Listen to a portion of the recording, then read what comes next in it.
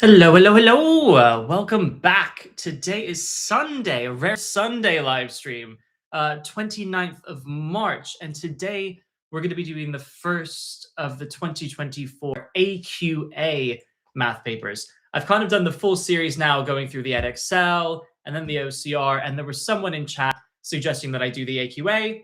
So I thought I'd do that, see if there's any special exam technique that I can kind of demonstrate there.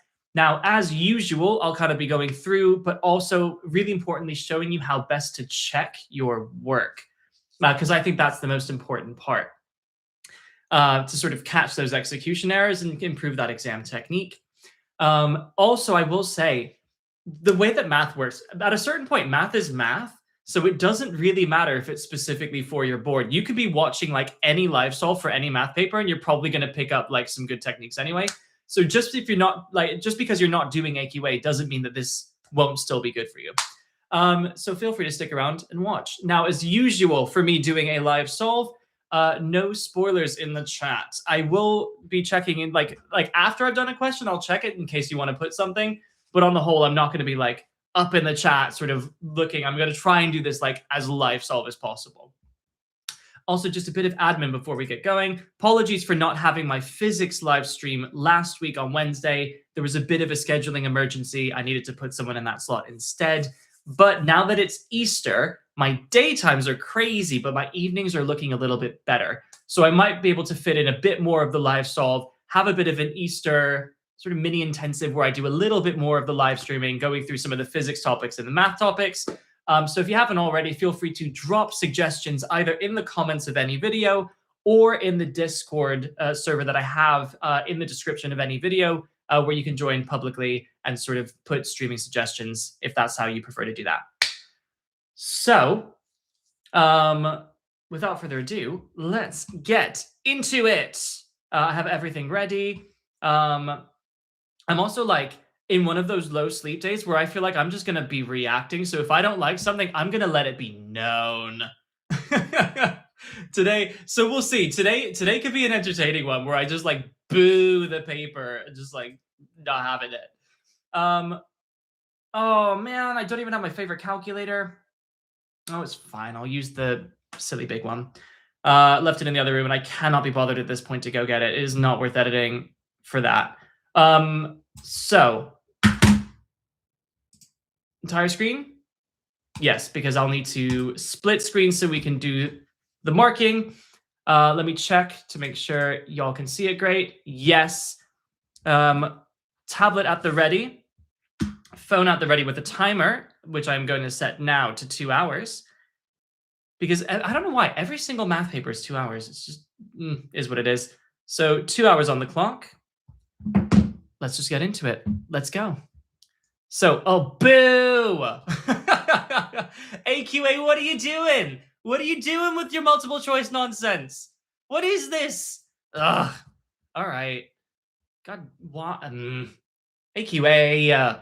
Okay, so find the coefficient of x in the expansion. So that will give me an x term.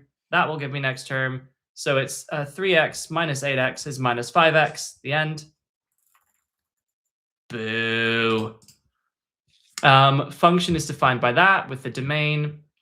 Find the inverse. Well, we just swap around the x and the y. So x is equal to e to the y plus 1. X minus 1 equals e to the y. And it should be ln of x to the minus 1. I cannot believe they had multiple choice in A-level. All of you guys on different exam boards, tell me what you think about this. Oh, do I have to actually do the multiplication? Yeah, I'll do it. All right. So it's 12x. So it's 12, 3, 7. No, 12, 3, 7.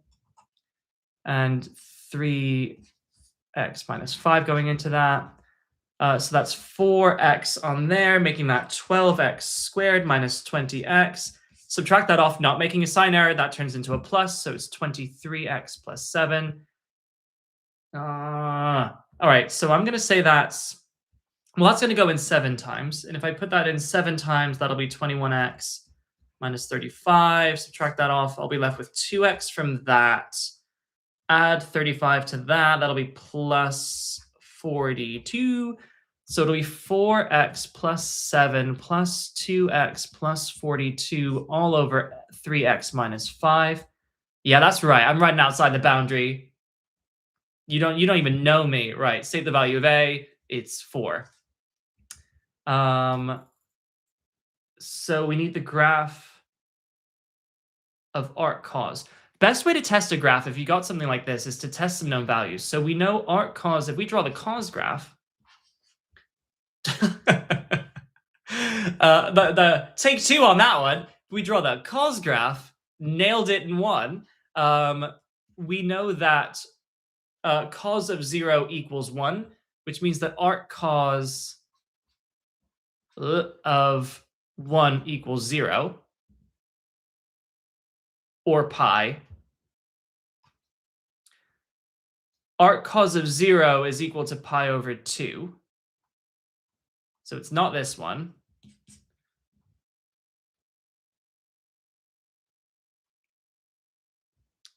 Oh God, I can't remember this graph. So first of all, we need it to be 1 to 1. Let's make some predictions. All right, so arc cos of minus 1 is equal to pi, not 0. So it must be this one.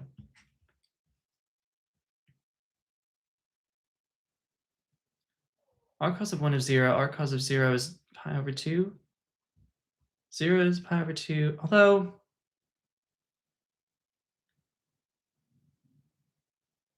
am I being a flaming more? I really should have revised this. Okay, so what's the problem with that versus that? Oh, it's the whole gradient nonsense.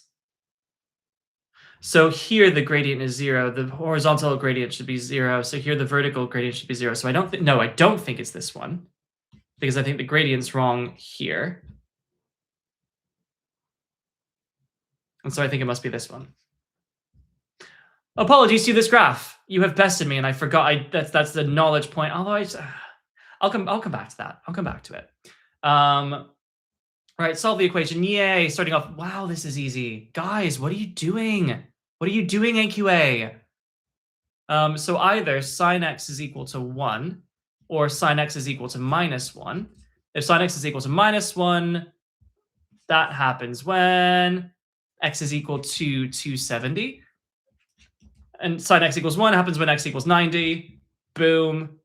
Get out of my way. Chain rule define this. All right, so dy dx, that's d big, d small.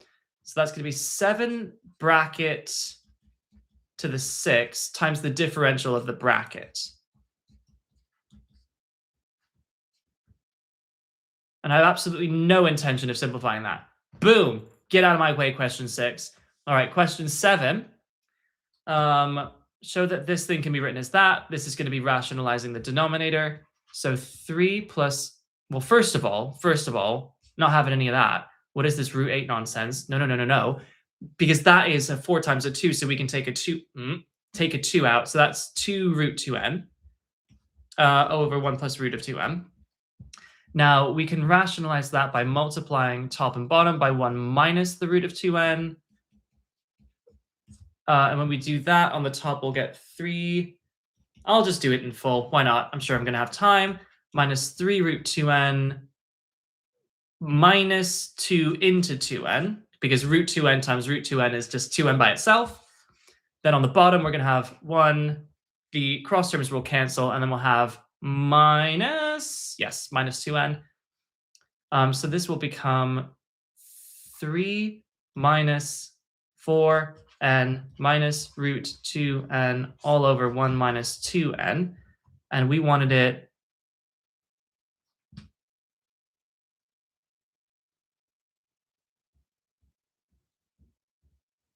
let's multiply top and bottom by minus 1.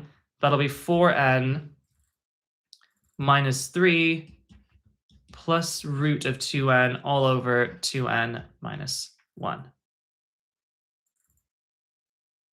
Great, nailed it. All right, question 8. Let's see when this starts to get challenging. So first 3 terms are descending powers of x of this expansion.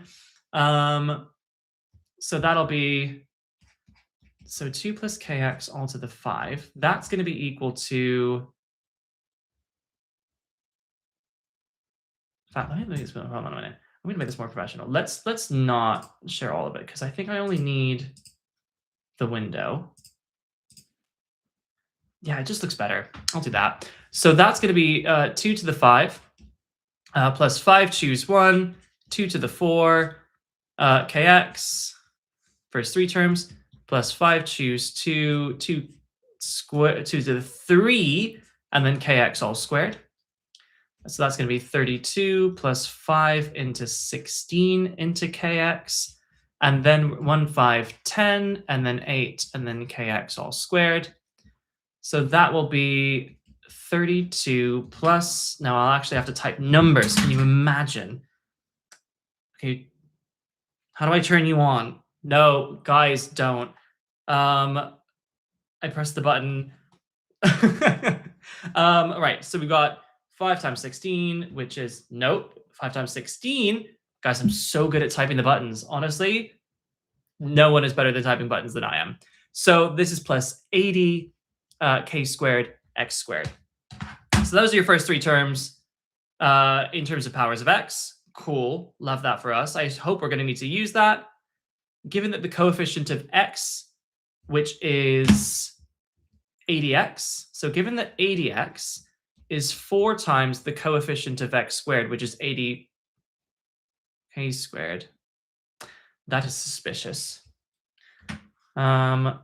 But also there's nothing I could do about that. So because I don't know how to do the choose on this fancy pants calculator. 1, 5, 10. It is 1, 5, 10. This is fine. Everything's fine. It's 40 8k squared. 80k squared. So given that that's true, find the value of k. Well, we'll just divide by 80 on both sides right off the bat. So 0 equals 4k squared minus k. Factorize out a k. 4k minus 1. So either k would be equal to 0 or k is equal to a quarter. But given that I'm sure that k can't be equal to 0 because it's a positive constant, we just take that. I'll just write a note, positive constant, as opposed to constant positive, which is a term describing my general disposition. So show that... Oh God, that was honestly so bad, but I'm not even sorry. Honestly, no regrets. So show that for small values of theta, we'll cos 4 theta. Now let's have a look at the AQA formula book. Because I want to see, yes, you do have the small angle formulas in here. Good. So here, that is going to be 1 minus the thing squared over 2 plus 2 lots of the thing minus the thing. And that's going to simplify 2. 1 minus 16 theta squared over 2 plus 6 theta minus 2 theta minus 2 come on, you could do it. Minus 2 theta. Okay, so that's going to be 1 plus 4 theta minus 8 theta squared. Done. Using that, find an approximation for this. Interesting. Well, it's clear from looking at the form that theta is 0.07. And I have that this thing is 1, what did I say? I said it was 1 plus 4 theta minus 8 theta, 1 plus 4 theta, 4 theta minus 8 theta squared. Let's plug that in. So it's going to be 1 plus 0. Blah. Nope. It's 1 plus 0.28. Now, hold on a minute. So that's 8 times 0.07 squared. And that's going to give you minus 0. Hello, person in the chat. You are very, very welcome for everything that I'm doing. Honestly, it's my treat. Hope you guys are picking up, because I think you guys don't, you get taught, but you don't get demonstrated exam techniques. So I think it's just something that is very important for my students and for all of you as well. So combining all of that, you get 1.2408. And 3 decimal places. I should really read the question. So it's 1.241 to 3 dp. Whenever you're done with the question, always reread the question to make sure you got over the finish line. Question 10. Arithmetic sequence has 300 terms. We have the first and the last. Guys, are you kidding me? Hold on a minute. Let me just check the form they have, because if they have this form, this is honestly outrageous. They, what? AQA, what are you doing? Are you trying to bribe people to do your test with easy questions? Hold on a minute. Because, no, they do. AQA, that's shameful. Oh, you need to have a look at yourself. No. No. They give it to you straight up. Oh, AQA. Oh, no. Because if that's n over 2 into first plus last, you literally just put in the number. Are you? No. No. Like, no. Like, this can't be happening. Like, that's no. I'm really sorry for glitching this aggressively, but like, come on now. Did you see the question 15 I did on that paper? And then you're good. No. I mean, watch me get it wrong. That would be hilarious. So a school holds a raffle at its summer fair. There are 9 prizes. Total of the prizes is $12.60. Value of the prizes form an arithmetic series. Top prize has highest value. Bottom prize has least value. The value of the top prize is 6. Oh my god, that actually wasn't relevant. That was genuinely a legitimate standalone question. I am flabbergasted. Honestly, I really didn't expect to come in flaming this hard, but hey, there we go. Holds a raffle at its summer fair. So there's 9 prizes. So N is 9, A is something. So the total is something. So we have A. Oh, this is at least more interesting. So the value at the top. So the value. Okay, let's translate this part.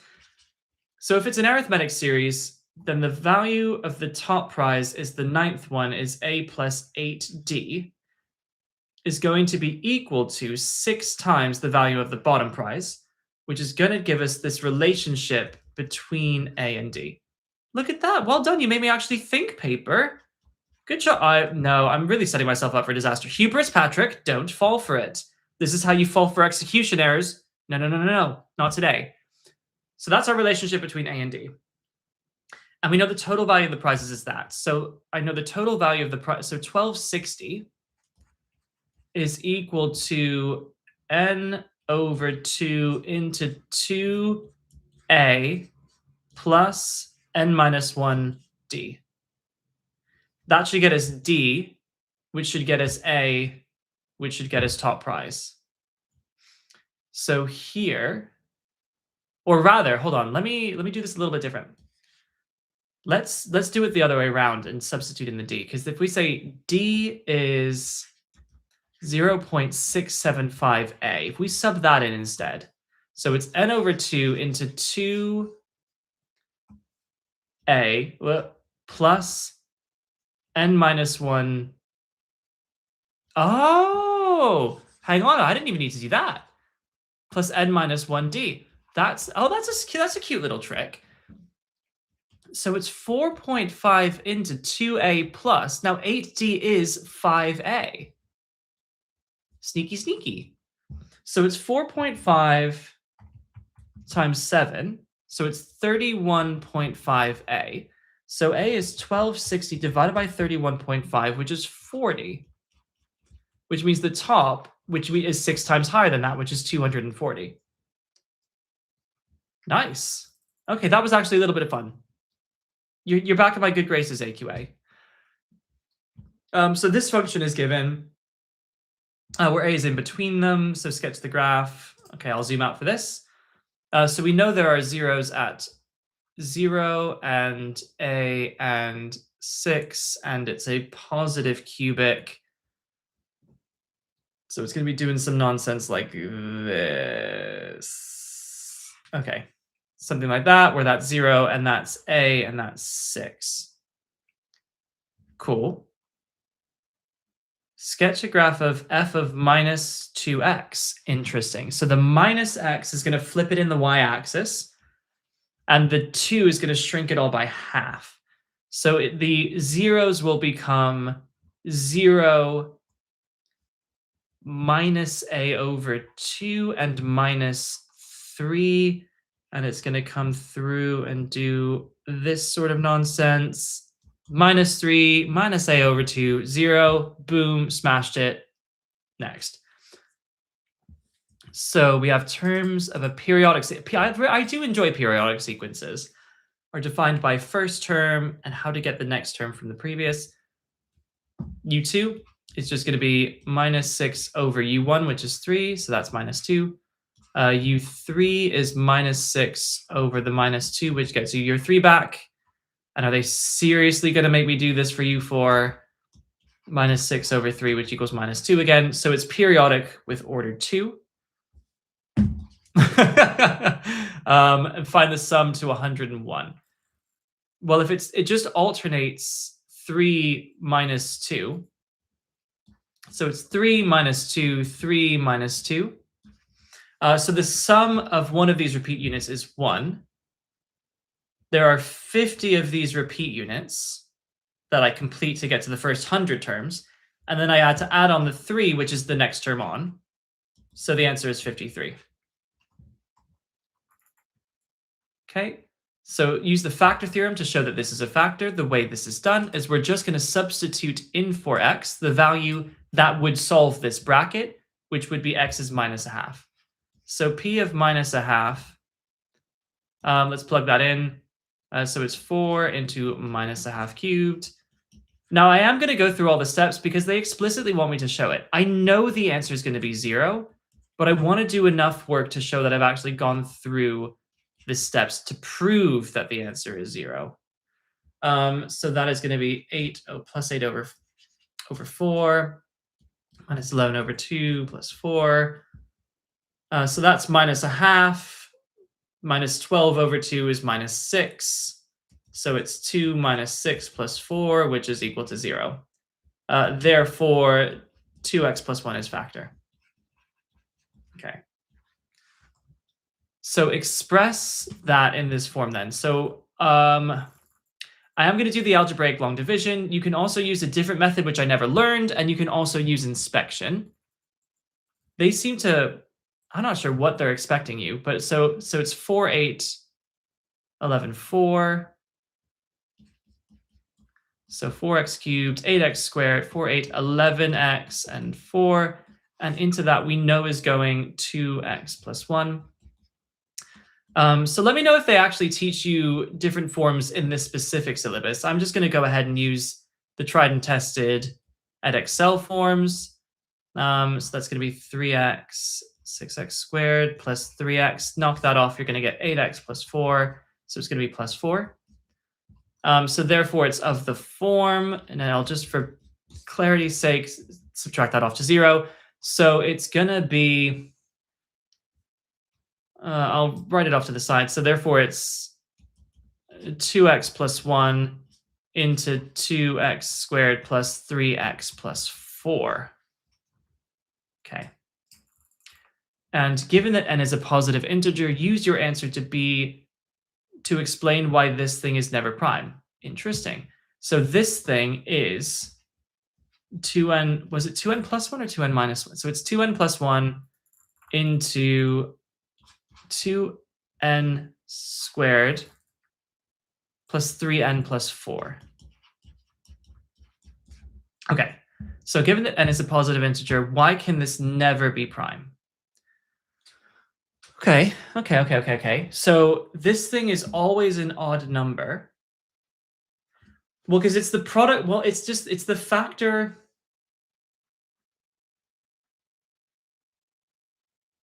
Does this thing factorize? I wonder.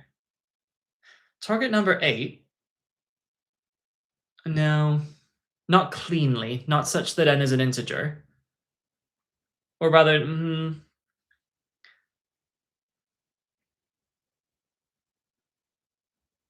well, it's really just how. Okay, so basically, here's what my thought process is, right? For any value of n, I can plug it in and see that this is the product of two things. Now, what would need to be true for this to be prime? If this was a prime, these two things would need to be 1 and the prime number. But neither of these can possibly equal to 1 when n is a positive integer. Okay, so I'll just say that. When n is non-zero, so for n positive integer, both 2n plus 1 and 2n squared plus 3n plus 4 are positive numbers bigger than 1. So therefore, these are two positive numbers not equal to 1 multiplied together. Well, I'm going to use that as what I'm saying out loud is what I would write down. So two positive numbers not equal to 1 are multiplied together, therefore it can't be prime. It's got two, right? That's it. Or I suppose you could also argue if n is even, then it's odd times even, which is even, and not equal to 2. And when n is odd, then this term becomes even, so you get a factor of 2 from that. So better still, I think we've just proved it's always even. And when n is a positive integer, the minimum it can be is when n is 1. So that would be 12 and 15, which is 27. So the smallest this can get is 27, which is not even, which negates what I just said. No, am I being an idiot? No, it's 12 and 15. Yeah, which is 27. So it's odd.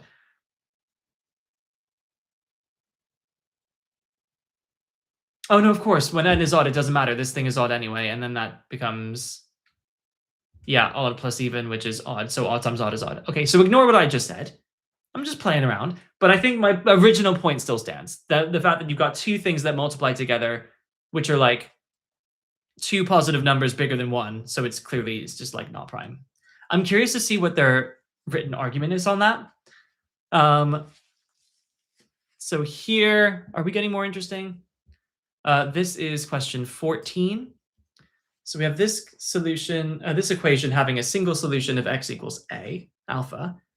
So that means that alpha cubed minus e to the 6 plus 2 alpha should equal 0.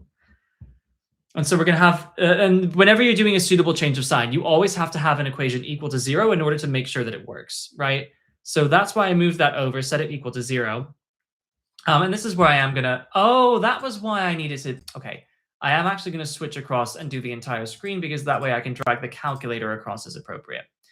So here, if I do, so it's between 0 and 4, right? Well, in fact, the 0 is quite easy. So that would just be when alpha equals 0, the left-hand side is equal to minus e to the 6, which is clearly negative, right? When alpha equals 4, the left-hand side is 64 plus 8, which is 72 minus e to the 6, which has a value minus, I don't mean to sound confused about that. I am certain that it has a value, but why is that also negative? The plot thickens. It's because I'm being an idiot, and that's that 2x is actually in the power of e. Good check. Okay, let's try this again. I should not have deleted all of that, but hey-oh, we are where we are. Alpha no, alpha does not equal minus 0. Alpha equals 0. So that 6 minus 2 alpha is in the power of e. So when alpha, I maintain in this first instance that it's 0, this would be minus e to the 6. But now when alpha is 4, it's 64 minus e to the 6 minus 8 is minus 2, which is clearly going to be positive. So let's do a take two on this. So 64 minus e to the minus 2 gives me a value of 60. Well, that was the value. I'm writing it down. So it's 63.865. So I'm going to say change of sign in interval.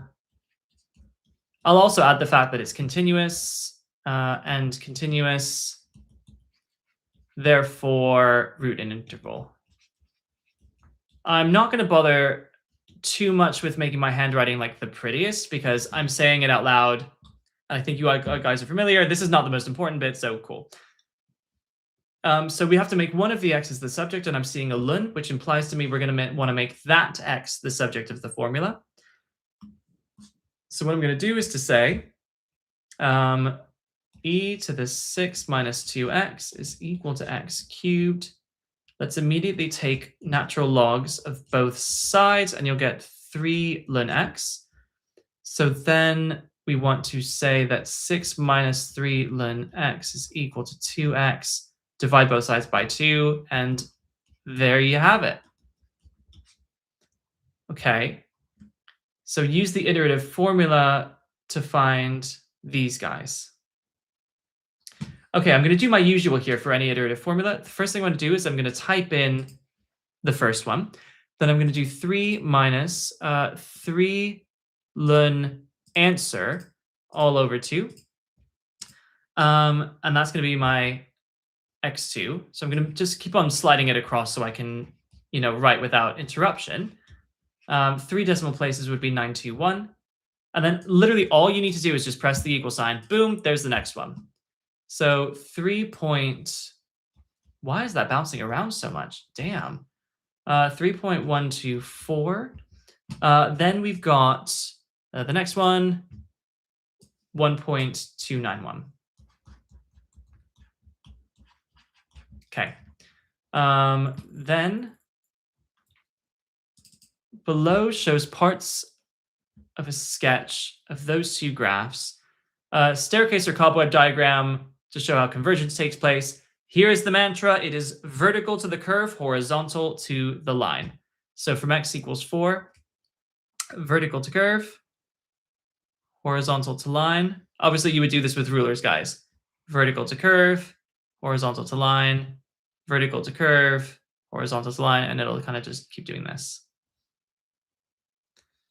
But with nice, fancy pants ruled lines on your behalf. So always just vertical to curve, horizontal to line. Explain why this fails to converge. You can't, ln of 0 is not defined. Like, what are we doing? Like, what are we doing? Like, why did you wake up, think about doing that, and then decide, yes, that is the thing I'm going to do today? But like, yeah, it's just that, okay, never mind. Everything's fine. Everything's fine. You can do what you want. So, okay, this is more fun. This is more fun. We get some trig now. So this guy, what do I see here? I'm seeing that this is in theta, whereas the question is in 2 theta. So I want to get rid of my 2 thetas from the question, turn them into theta. So that implies some double angle formula.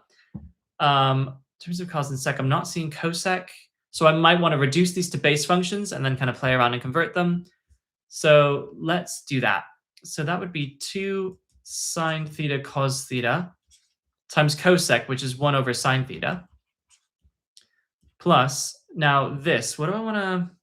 So that's clearly going to give me a cos theta. So now I want something with sec, and that's sec. So how am I going to?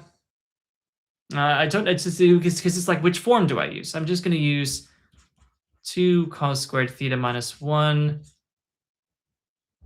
into sec theta, which is over cos theta. So then we can get to work simplifying. So that's going to be 2 cos theta from that term, 2 cos theta from the second term from splitting out the fraction, minus 1 over cos theta from that third term from splitting out the fraction, which is going to be 4 cos theta minus sec theta. Actually not too bad. Perfect. Now we're attempting to solve using the result from A. Guys, just make me solve it. I'm good for it. I promise. So this thing is equal to 3, that thing is equal to 0, good. Multiplying by cos theta is suspect, like legit suspect, because then you've introduced a solution when theta equals 0 by doing that, which not necessarily there before.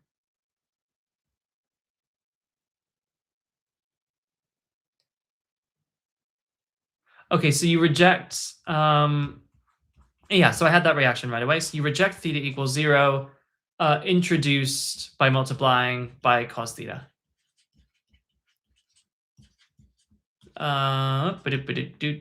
Just write in my thoughts. Multiplying cos theta.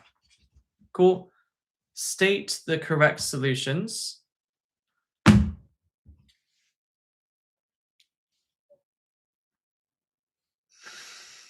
Let me get it together on this day. So in AQA, they are making you hello in the chat. They in AQA, not only do you not have to actually solve this yourself, they solve it for you. They give you all the answers. They tell you to look for one to reject, and then they give you a mark for writing down the other ones. Oh wait, it might be the 360 as well. Oh, that's sorry. Hold on. Maybe I am being an idiot. Hold on a minute. I need to stop. No. Hold on. I am doing that thing. I'm being hubristic. Okay, let me take this more seriously now. So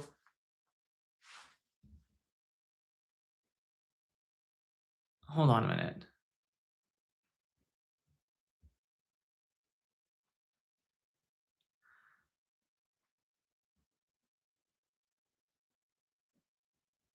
Because I just don't.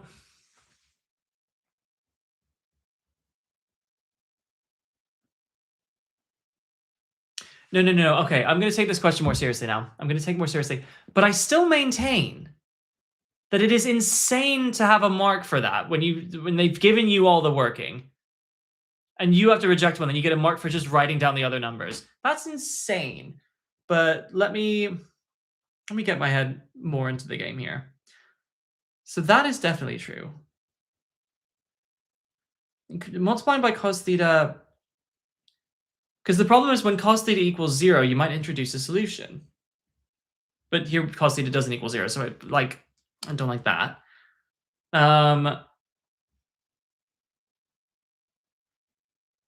So that it does want to work. Well, okay, here's what I'm going to do.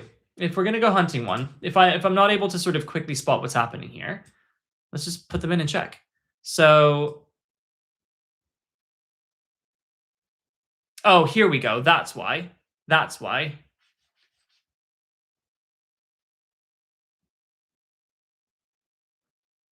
You can't have cosec. Cosec theta is undefined when theta is equal to 0 or 360. That's why.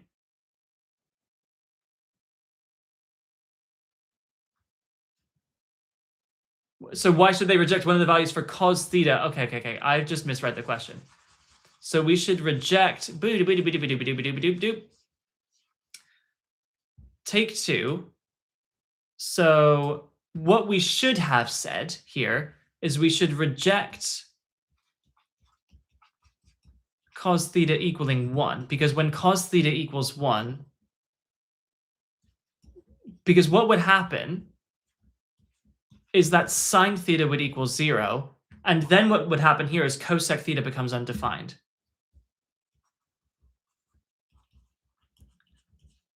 So that's more what's happening here. I still maintain this entire question is ludicrous. So what you need to do is to get rid of any of the solutions that came from that cos theta equals 1 solution. So the correct solutions are 104.5. I cannot believe I did not have to calculate these. They just gave them to me. I'm actually so angry on behalf of people who have to do the work here. Like, wow. Okay. It's not your fault. Guys, it's not your fault. It's not your fault. It's their fault. So the symmetrical cross section, because this does, nope, it's fine. I'm not going to rage out. No crashing out. Do the math. So we have this model, but like it doesn't prepare you for university. If other people have, no, it's fine. Everything's fine. Estimate for the volume. Ooh, volume of the pipe. So what we're going to do is we're going to get the cross-sectional area from the trapezium rule and use that to multiply by the length to work out the volume. Now, I maintain by symmetry. Okay, they have done it by symmetry. So what I'm going to have to remember is to go between 0 and 2 and then multiply by 2. So here, so the trapezium rule pointing out as well, trapezium rule, I can go to integration and hopefully find it there somewhere. Eventually, here we go, trapezium rule. So it's first times the interval into first plus last plus twice the middles. I'm going to save because I ran into like an issue last time. Oh, are you just not saving? So we're not saving. Okay, there we go. So I'll make a note to myself. This is only the integral from 0 to 2. And this would be, the interval is 0.4. So that divided by 2 is 0.2 into first plus last plus twice the middles. I don't need to waste your time doing that. I also don't need to waste your time showing you the buttons to press because I have faith in you guys. I believe in you. I believe in your ability to type in these numbers. First plus twice the middles, which are minus 2.943, minus 2.752, minus 2.353, minus 1.572, close both brackets, and I get this thing is equal to minus 4.448. And then what we need to do, therefore, is the volume is equal to twice that thing. We'll give you the complete cross-sectional area. Now, this is important. X and Y measured in centimeters. So what I'm going to do, so this is the area in centimeters squared. And then I'm going to multiply by actually this length in centimeters, which is 150. And I'm going to get a volume in centimeters cubed. So this was an actual worthy challenge. We're going to do that guy. Where's the answer button on this? Guys, buttons, help. There we go, found it. So answer. So in fact, it is twice the answer. You guys can't hear that, can you? Are those cats or are they birds? Like, that was some of the weirdest animal sounds I've ever heard. Oh, also, by the way, while we're here, the negative sign you should get rid of because that's just because it's below the x-axis. So the volume is 1334.4 centimeters cubed. And do they want it rounded to find the best? That's the best estimate because it's not rounded at all. Okay, so it's getting a little more interesting. I'm enjoying this. So using set notation, no, you literally can't pay me. No, not doing it. No. Oh, hold on a minute. Is it? No. Just no. Y'all learn your set notation. Like, I hate it. Like, that's the one thing I just like go on strike and refuse to do. But this thing is bigger than 1. It's bigger than or equal to 1. So I know that f of x is bigger than or equal to 1. And is it like a curly bracket situation where they do, f of x colon? I don't know. Sue me. I can sketch it for you though. That where it looks like that, where it crosses at 1. Like, that's chill. But set notation, no, get out of here. Not doing it. State the domain of G. Well, it has the greatest possible domain on ln of x, which means that x is bigger than 0. Not equal to 0, but bigger than 0. The composite h is given by g of f of x. So that g of x is ln. So it is ln of f of x, which is mod x plus 1. And for some reason, you get a mark for that. Wow, the AQA life. Determine if h has an inverse. Okay, this will be if it's 1 to 1. Fully justify your answer.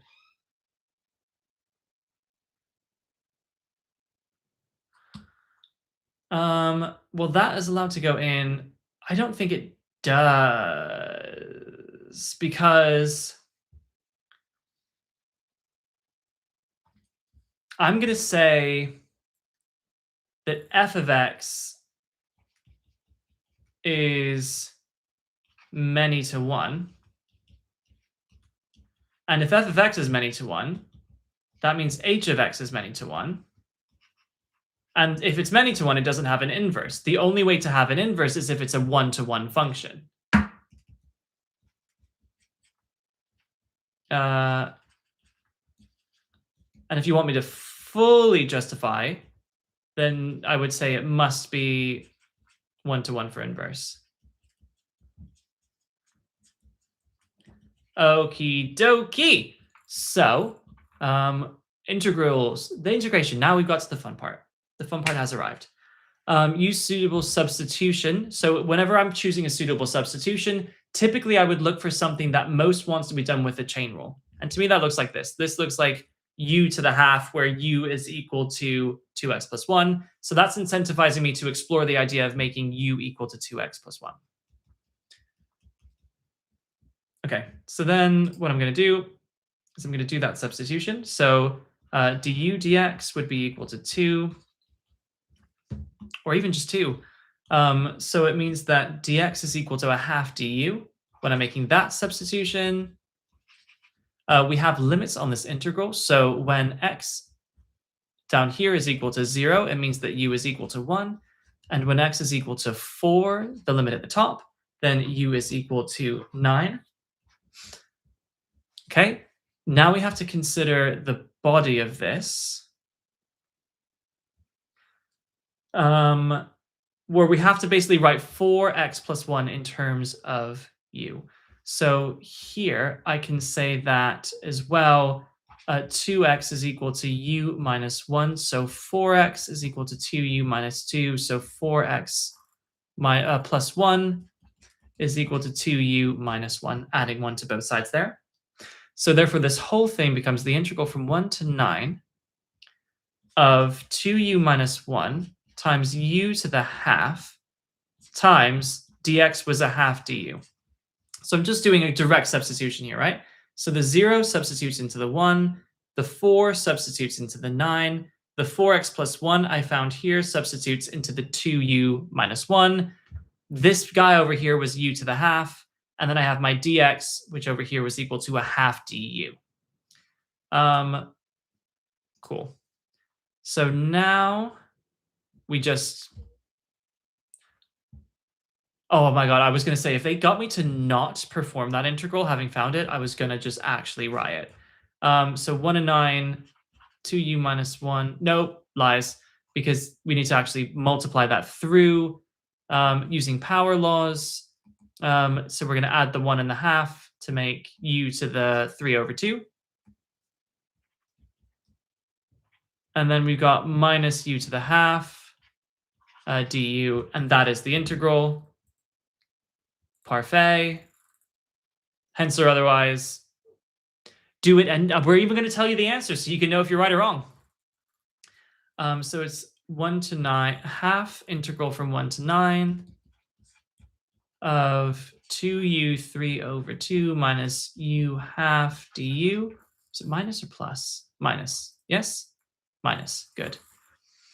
Okay, so this is going to be a half into, raise that to 5/2, divide by 5/2 to make that 4/5, because dividing by 5/2 is the same as multiplying by 2/5, e to the 5/2.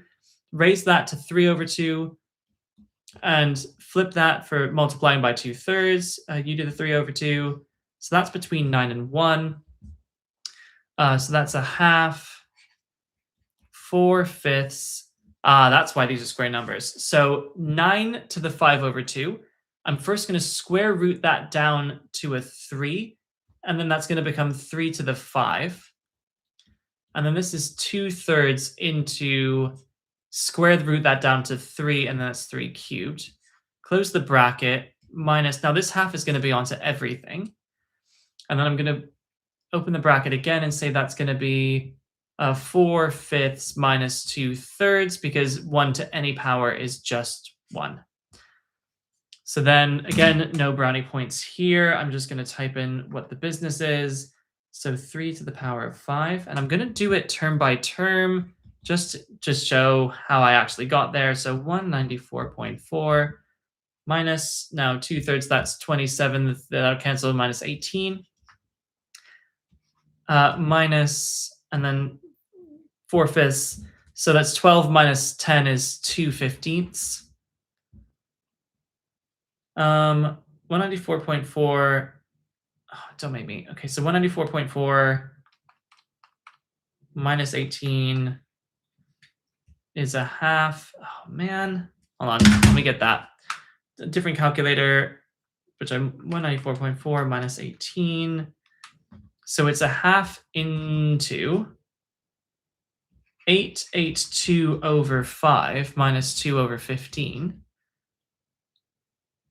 So minus 2 over 15 equals a half of 2644 over 15, which is 1322 over 15, which is what they wanted. Great.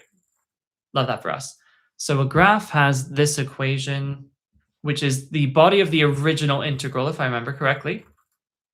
Always making sure I keep ahead of the story of the problem. So that is the original integral. Not the triangle method. Okay, so it uses not even triangle, rectangles to approximate the area. Rectangles are all the same width. All the rectangles are drawn under the curve. This is clearly going to be an underestimate. It's like a worse form of the trapezium rule. So the total area of the 4 rectangles is A. They approved the approximation by increasing the number of rectangles used. Explain why the value of the student's improved approximation will be greater than A, but less than. Okay, so less than is easy. And that's because the triangles are under the curve, therefore underestimate of the area. Sorry, I keep on calling them triangles. I promise I do know my shapes. So they're under the curve, so underestimate of area.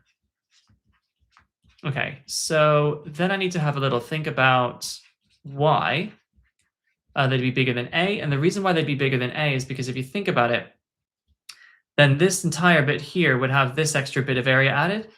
So I may even draw this on to demonstrate my point further, but it would be adding on these areas if we, for instance, doubled the number of n. So I'll say bigger than A, because how do I explain that in words? I'll just say C diagram. I'll just say more rectangles.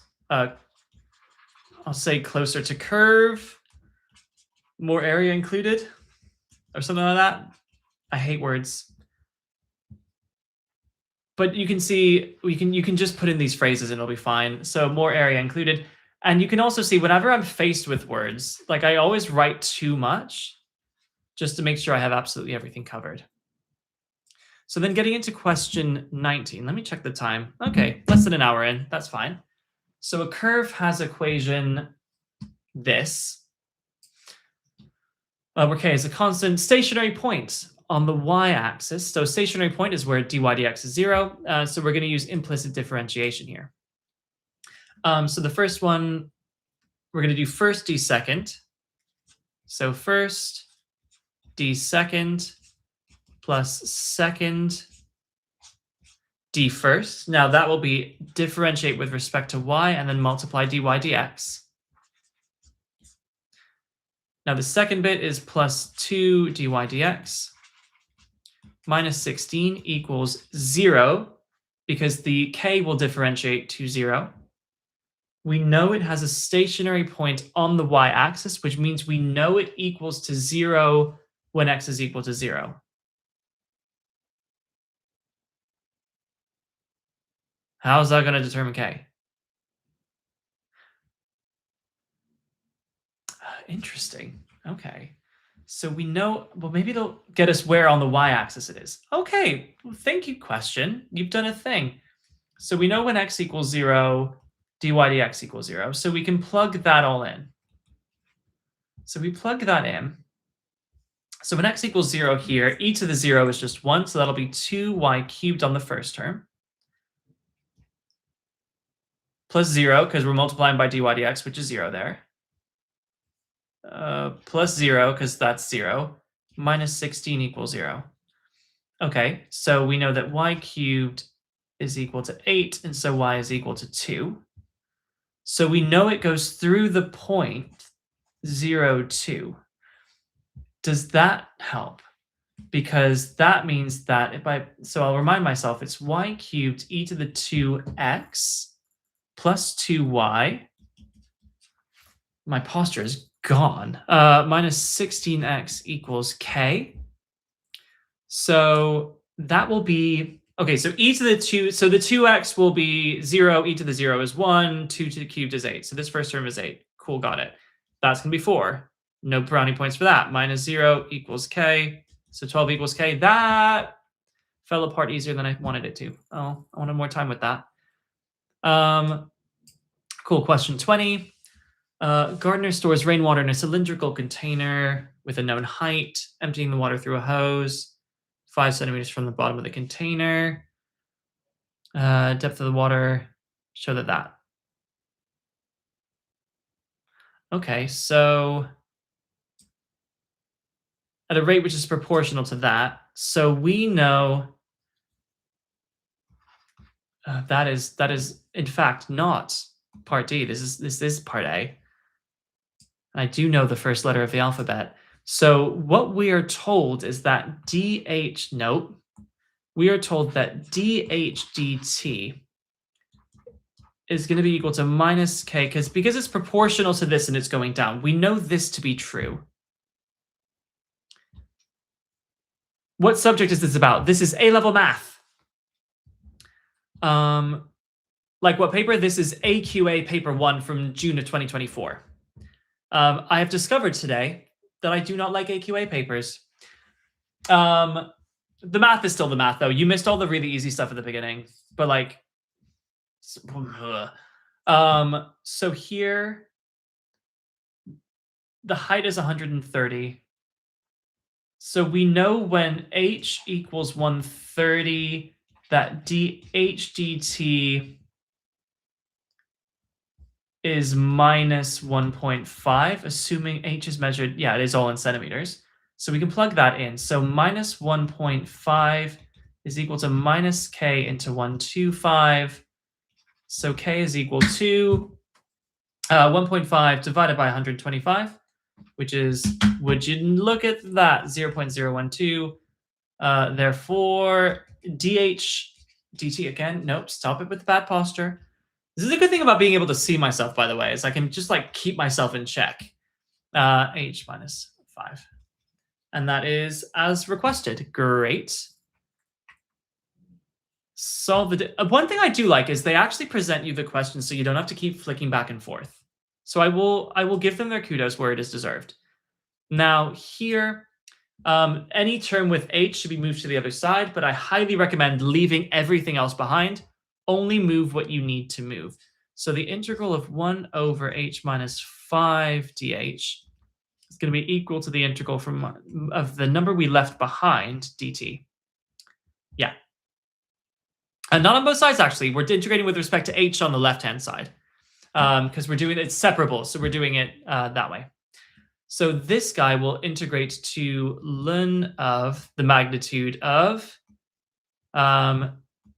h minus 5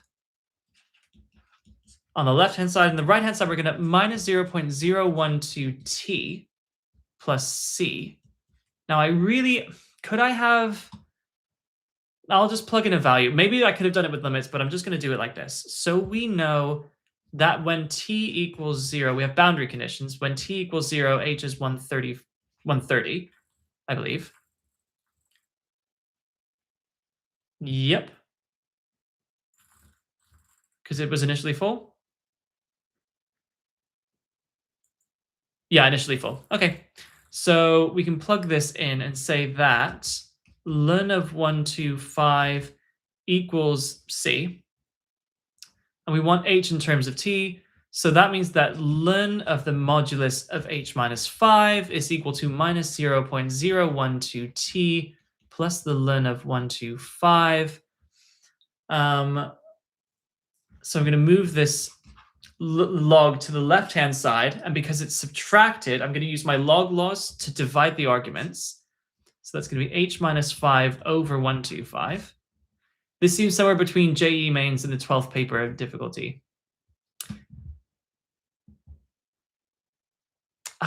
Check the earlier questions and see if you still hold that opinion.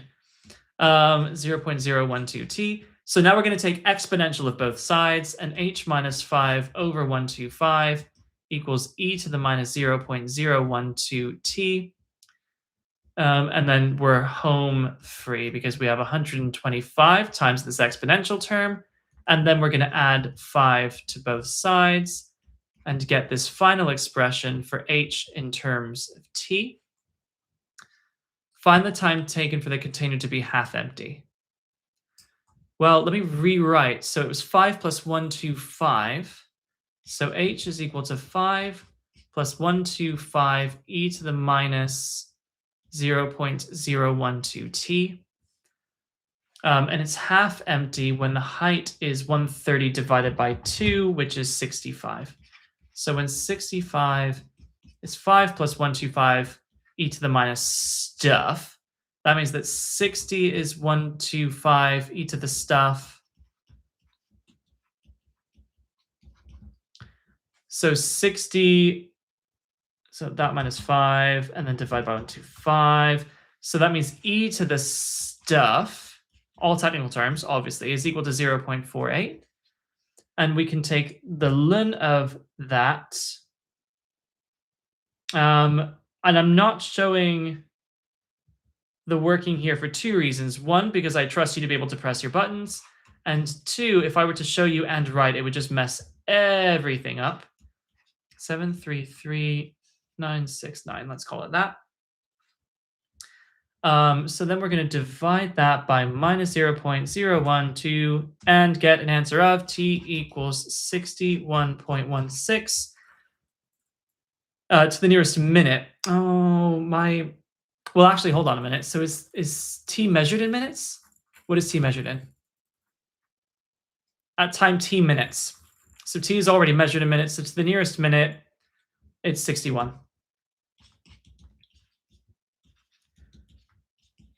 So to nearest minute. Okay.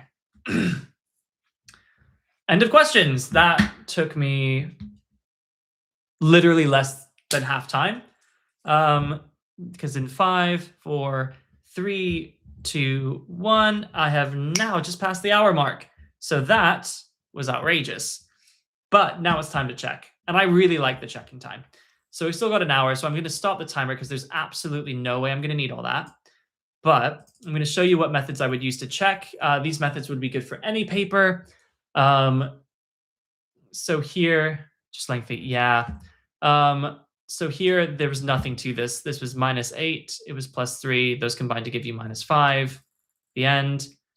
Here, rearrange the y and the x. So x equals e to the y plus 1. Subtract the 1, take the log of that. Boom. This one here, state the value of a.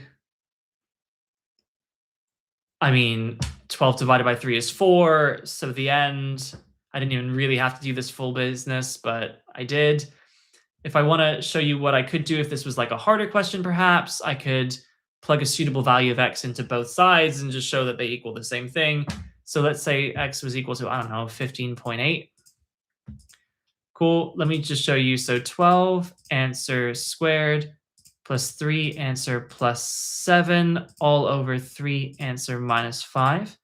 Now, if I subtract this guy from it, I should get a clean 0.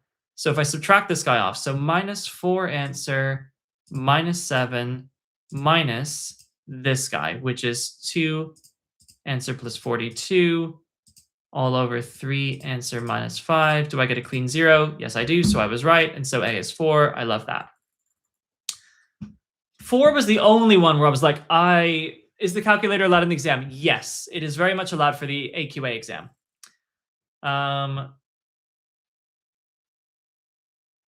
Yeah, you should have a calculator. Absolutely. And so that's a lot of what I do here for these live solves, is to demonstrate how I would use a calculator to best check my work. Now here, this was the only one I really didn't like in my solve, because now realistically, this should be instant for you guys because you should have these memorized, but I hate knowing things, so I don't have this memorized. But we test known values, and arc cos of 1 is equal to 0. We also know from this graph that arc cos of 0 is equal to pi over 2, and we know that arc cos of minus 1 is equal to pi. So I want to make sure we go through all these points, right? So when x is equal to 1, y is equal to 0. When x is equal to 0, y is equal to pi over 2.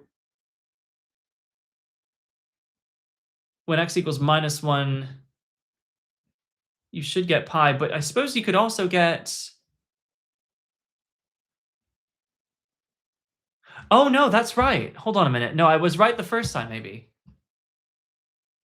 Because you can't input something bigger than 1. You can't take the arc cos of something bigger than 1. So it's not what I did. I am being an absolute dingus. Okay, let's try this again. You cannot take the domain of arc cos is between 0 and 1. So you cannot go bigger than 1, right? So no.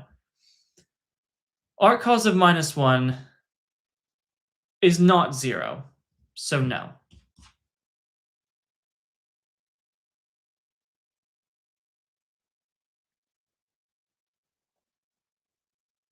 And arc cos of 0 is not 0. So it just like straight up has to be this one.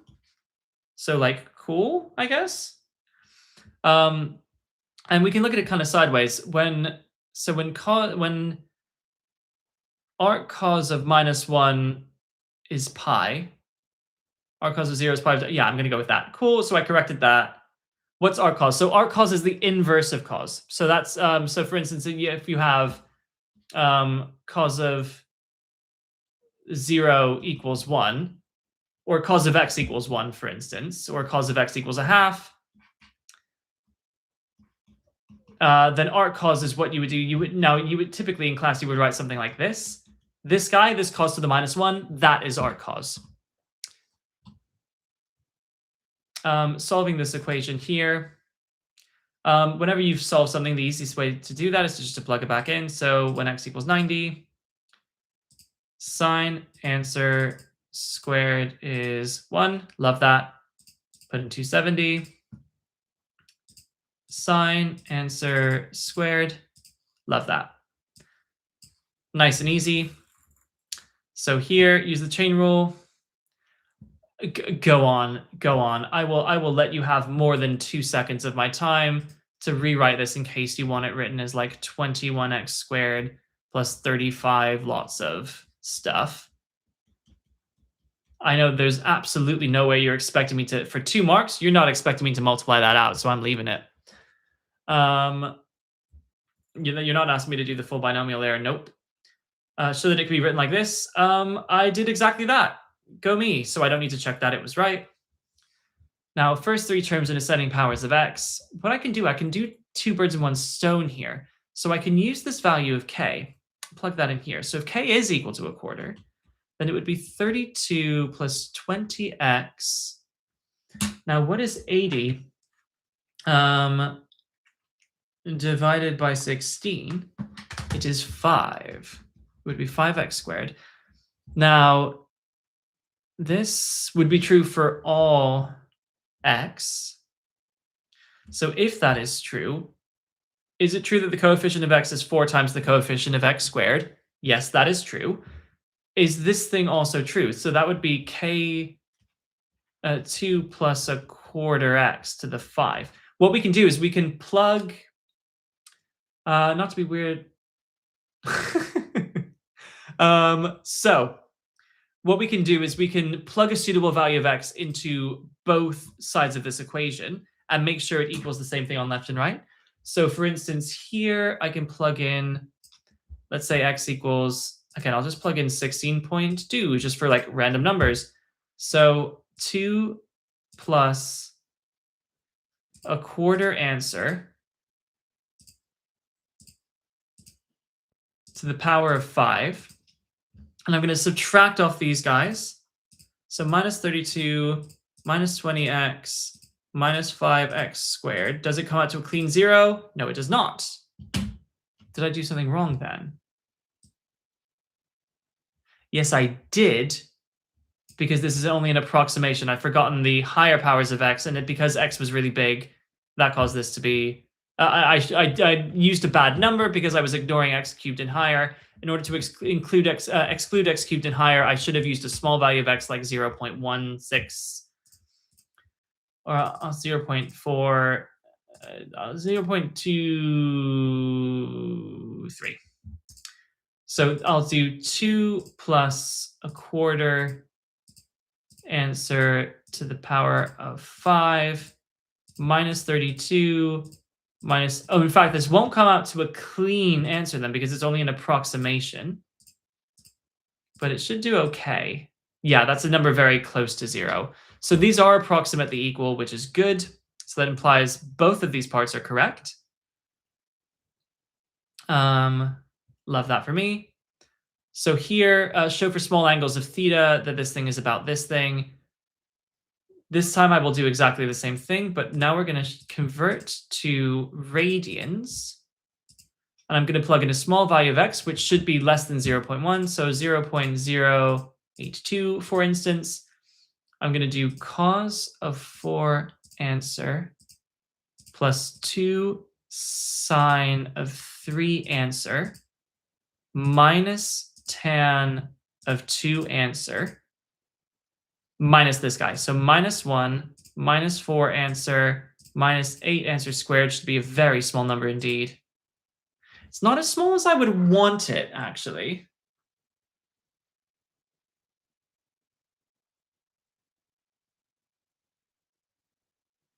But I suppose it's small angle. It's pretty good.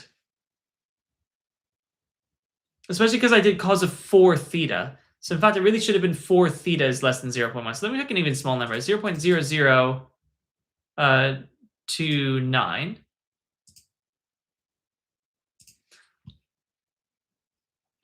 Let me just check. So, well, actually, here what we did here was we used this formal small angle approximation for cos, sine, and tan. So, excuse me for water.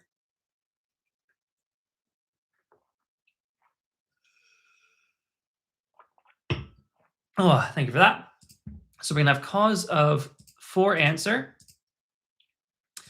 plus 2 sine of 3 answer minus tan of 2 answer minus 1 minus 4 theta minus 8 theta squared. And yeah, that's a very small number, so that feels good.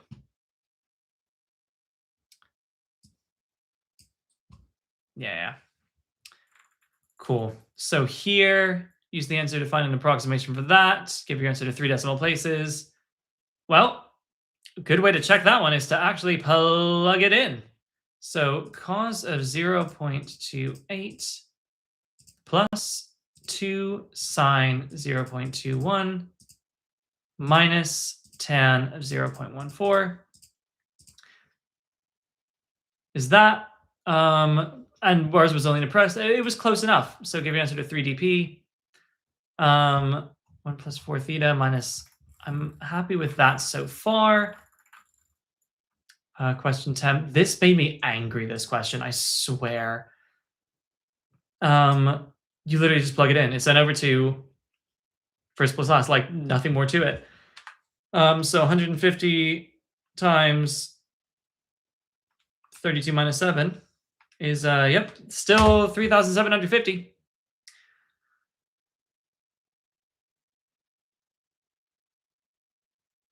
Yep. Okay.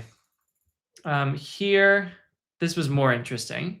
So let me check that my working is correct. So I think it was A is 40, and if A is 40, then D is 40 times 5 all over 8, which is 25. So I could even, if I was really desperate, just add those 9 prices together and confirm it adds to that. So it'll be 25, 65, 105, 145, 185, 225. I've lost count already. This was stupid. 1, 2, 3, 4, 5, 6, 7, 8, 9. And I got that wrong. So it's because D was 25 and I'm being an idiot. A was equal to 40 and it's just the entire way or other way around. So let me try that again. So 40. So 1, 2. This is stupid. This is stupid. I'm just going to do it like the prop. Okay, so n over 2. So that's 9 over 2. I should stop trying to do smart things. 2a plus n minus 1 d is 1260. The value of the top prize, which is a plus n minus 1 d, is 240, which is 6 times the bottom prize. Find the value of the top prize. Oh, yes, the top is 240. Done. Okay, yeah, this is all good. So this thing is given. So sketch it. It goes 0 and then a and then 6, and it's a positive cubic. Then this one reflects it in the y-axis and shrinks it by half. So I feel good about that. This I feel good about, although again, I can just 3 equals minus 6 over answer is minus 2, then 3, then minus 2, then 3. Good. So it's a period of 2. So it goes 3, then minus 2, then 3, then minus 2. Each repeat unit adds to 1. There's 50 repeat units, and then the next term is a 3, so it's 53. I like that. Factor theorem, plug it in, get 0. This one, you get that. What I'll do here is just to make sure I didn't do anything stupid, I'm going to plug in a value of x, 64.9. So I'm going to do 4 answer cubed plus 8 answer squared plus 11 answer plus 4 minus, and I'm going to put it into here as well. So 2 answer plus 1 into 2 answer squared plus 3 answer plus 4. Clean 0, got it right. Love doing that to just check that I got things right. And I like what I did here to say that whatever I put in for n, I'm going to get 2 positive integers bigger than 1, which multiply together, and therefore it's not prime, which would require, the only way to have 2 numbers multiply together to a prime is if one of them is 1, and neither of those can be 1. The end. So here, change of sign. So we did this. We set an equation equal to 0. We plugged in 0 and 4. I may as well, just for fun, I didn't bother because you can show this as negative, but let's, for fun, work out what e minus e to the 6 is. It's minus stuff, minus 403.4. So we have a change in sign in the interval, and it's a continuous function. So there is a root somewhere in the interval, which is fine. Here, I did show that. Here, I just did the math. And here, vertical to curve, horizontal to line. Make sure you use actual rulers. You can't take ln of 0 because apparently that's a mark. That also made me angry. This, I did show that. This, I was crashing out, but then actually took it seriously and established that when cos theta equals 1, sine theta equals 0, so cosec breaks. So you get a mark for writing the other two answers because AQA just hands you marks for some reason. This one, if you knew how to use your fancy pants calculator to do integration, like you could just straight up work out that integral and just compare it with your estimate to see if they were close enough. I'm not going to do that. So here it's h over 2, so it's 0.2 into first and last and twice the middles, which I will just repeat now, just for the purposes of making sure I didn't type anything in wrong, and also just to show you that I'm not doing anything silly with my calculator to get that as my answer for the integral. Good night, sir.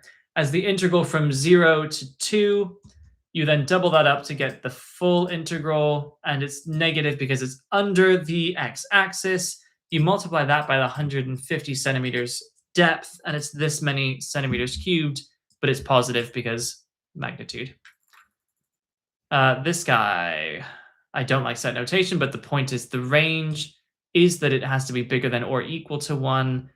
The domain for this is that x is bigger than 0. And so here you plug that in, and I like the idea that it's many to 1. Here, I did show that exactly where a is equal to 1. And then when I did the integral on that, it was a show that, and I got that right, so nothing to even check there. I don't like the wordy bits on this, but I did the wordy bits on this. I might lose a mark for the words, but here, let me just check I did all this correctly. So first d second plus second d first plus that guy differentiated minus 16 equals 0.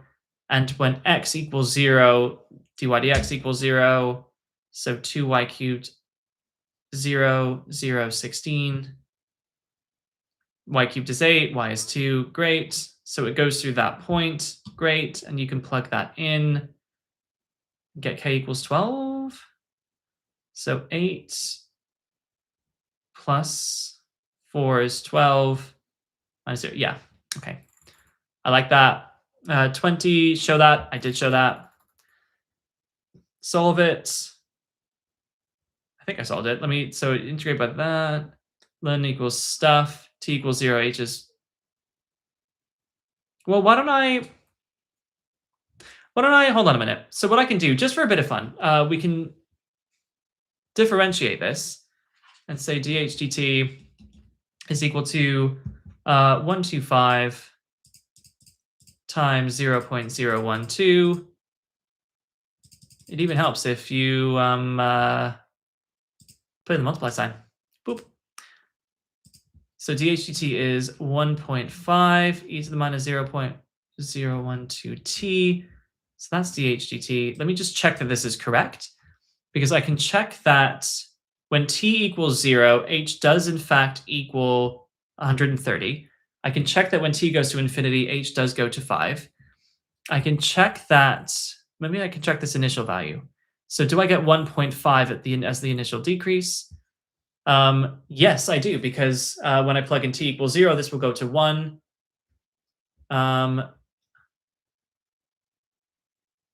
That should have been a minus because I had to multiply by minus that number. And it would be minus 1.5. This all just tracks. That is 100% the model for h. So then when does that half empty? So that's when that's equal to 65. What I'll do is I'll plug it in. I'll plug in my answer and show I get the right thing. So when x is 61.16, 5 plus 125 e to the minus 0.012 answer is the 65 I was looking for. Great. End of questions. Okay. Man, this is going to be a quick math live stream. It honestly makes me question whether I want to do papers 2 and 3 of this series. AQA, what are you playing at?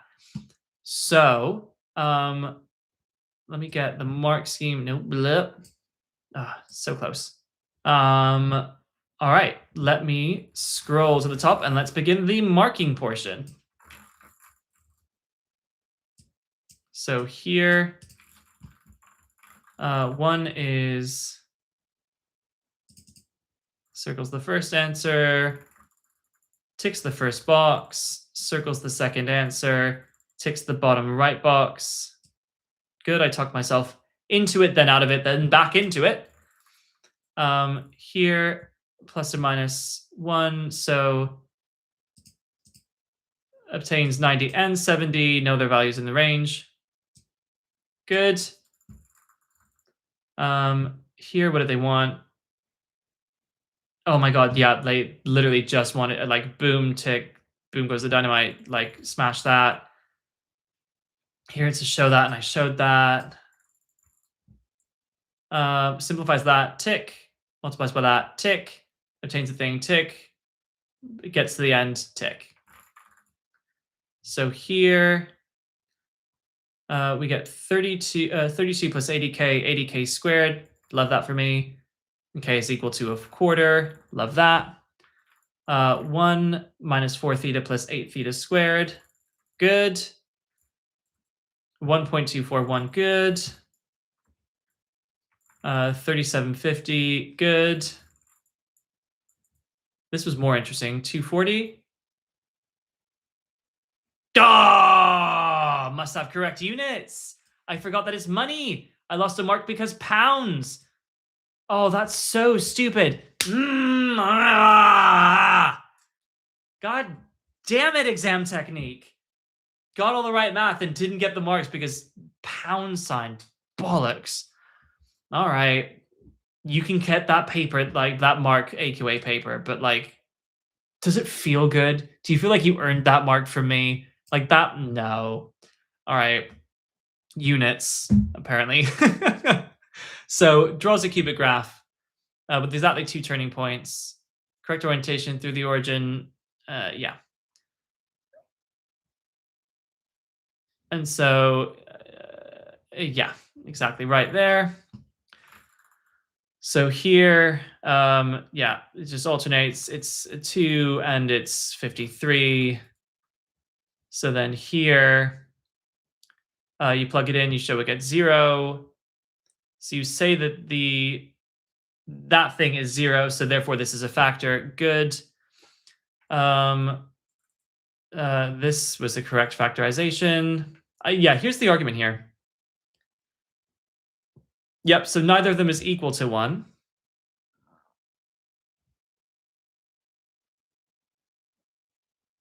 So neither is equal to 1. So 2 numbers multiplied together that are not equal to 1 can't be prime. Oh, I should also...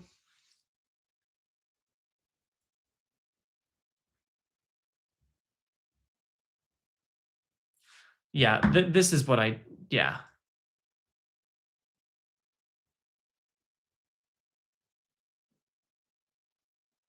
Okay, so saying that neither are equal to 1 is good enough. Fair enough. Okay, cool. So here, change of sign must have equated to 0, absolutely, which is what I did. So equate to 0, plug it in, change of sign, continuous in region. Do you need continuous in region?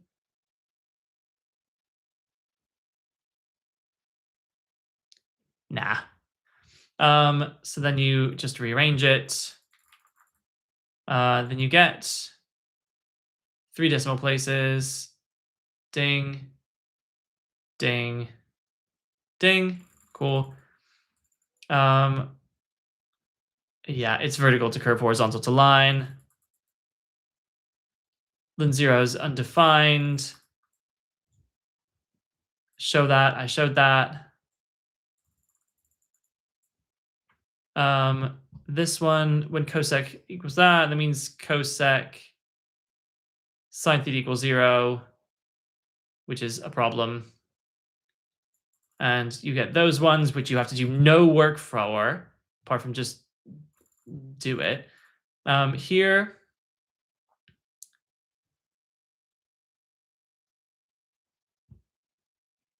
answer which rounds to 1300 centimeters cubed is what I got. Nice. So here, Oh, nailed it. Do you know what? I even got it right. After all that complaining, I even got the set notation right. Go me. Love that.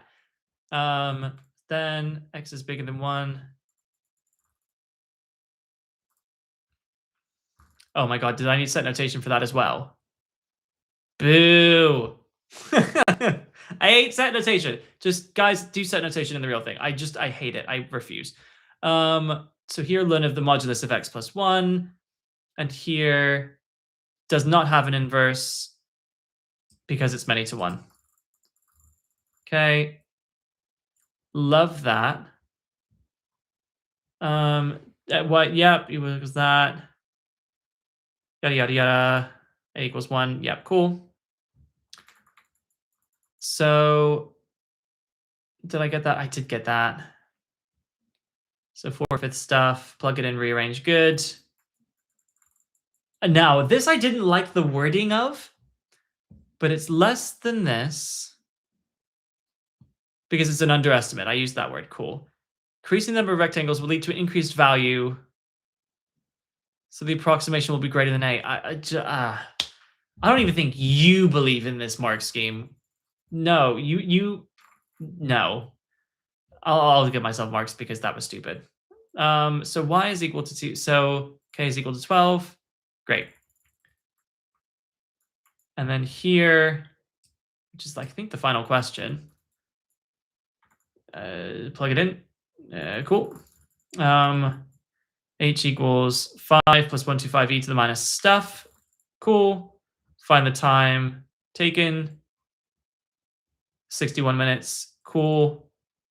The end. All right, so that wasn't too taxing. I discovered today I absolutely hate the AQA papers, and I'm not quite incentivized to carry on. Thank you very much. I'd rather stick to the EdXLs. The EdXLs are much more fun. There's some decent challenge to that. That question 15 I did in my last EdXL was delightfully good fun. And then you come over here and because I want to be pushed like that. That wasn't it, but that shows you, I think, some of the exam technique. I can see why most people do it at Excel. I think it's like a good board from what I've seen. But I know I've got people who do AQA. I know people in the comments were requesting AQAs for some of you who do it. I think if you guys are prepping from the OCR and from the EdXL series, you guys are going to be very, very, very well prepared. I think the only thing you would need to be careful of is to make sure you're doing enough of your stats papers that you're covering your large data set. But I don't think there's anything too much from that. I think it's still good. There were a couple of moments in there where like I was still demonstrating good checking technique. There were a couple of moments where it was like, okay, work on your units. But on the whole, that really wasn't too bad a paper. Yeah, I think that was just another one under the belt. I think I am gonna switch back to the EdXL series because I think it's much more likely that I'll find the sorts of really tricky questions that people want the support and like the work solution for. I don't think there are very many questions in this paper where people were like desperate for a work solution to like see how I go through it. So I'm gonna keep going back to that to sort of put myself where I can be the most value, where I think people need me the most. So that's my intention there. I will keep you guys posted about my schedule this week during Easter for when I'm going to do a more interactive physics seminar on the gas laws, which I think will be quite good. So keep posted for that. And in the meantime, I was going to say work really hard. For a lot of you guys, it's like the very start of your Easter, take some break because you're about to start exam season. And I know you guys are starting exam season because the second you guys get on Easter, my schedule explodes, the full Tetrising trying to get everyone in. So I know that people are starting to feel it and the exams are creeping up. So take the rest you need because you need to save your energy to make it right the way through to June or May or whenever your exams finish. So take your break, but do the work you need to do. And I will see you when I next see you. So in the meantime, take care. All right, see you around, guys. Bye-bye.